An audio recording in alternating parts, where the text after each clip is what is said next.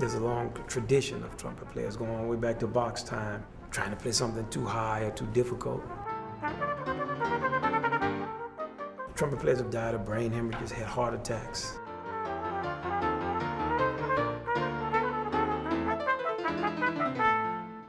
Then there's a physical thing with your fingers, like the type of trumpet that Jim would be playing with a lot of fast passages.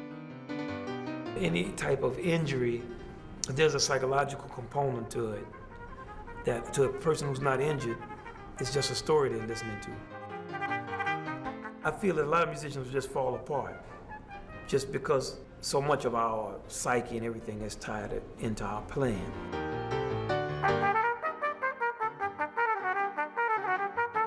It messes with you psychologically. You don't realize something you could always do, now you can't do it. So you're so used to doing it, you still keep trying to do it. And your body is like, oh no.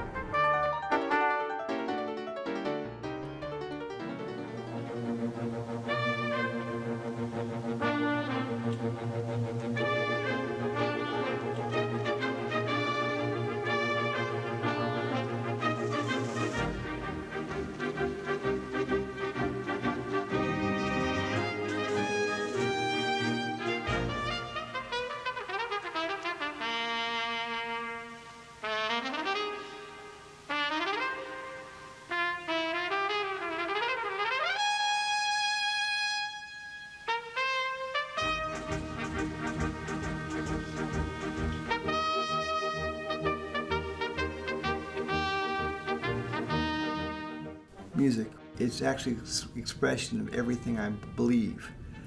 It's my soul. It's ideally I become completely unself-conscious and I'm mentally singing where I don't even think about anything with the trumpet.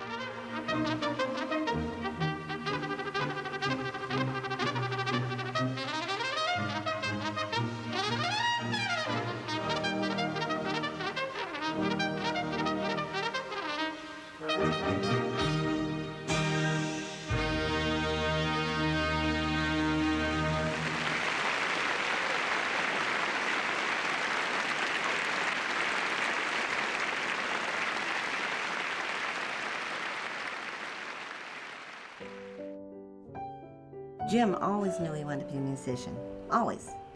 I don't think there was ever any doubt. Mm-hmm. Yeah. He excelled the whole way through. He took to it right away. And then we moved to Islip, and he was only in, you were in third grade, I think, when we moved here. Mm-hmm. And they had a summer program. The marching band, the jazz band, the concert band, the orchestra. He just excelled. Everyone just knew it. It wasn't just us. Mm-hmm. When they'd have concerts, he'd be giving solos. Music to him was never a chore. He loved it. As a kid, when he'd be punished to send to his room, he'd practice. And as a little kid, when his friends would come, he'd take them in the room and shut the door. They were a captivated audience. He'll still do that. If you don't watch, you'll be in the room, he'll be playing for you. When I was studying trumpet, Mr. Burke, my teacher, would give me a solo a week and I'd memorize it in a matter of course. And my father would play the piano part. Every day we'd play solos and have fun playing in the house on this piano. And when I went to college, nobody else did that stuff. As a freshman, my trumpet teacher said, you should study becoming orchestra trumpeter because there's no such thing as a cornet soloist and there's no place to go with that. So I would continue with my solo stuff for fun.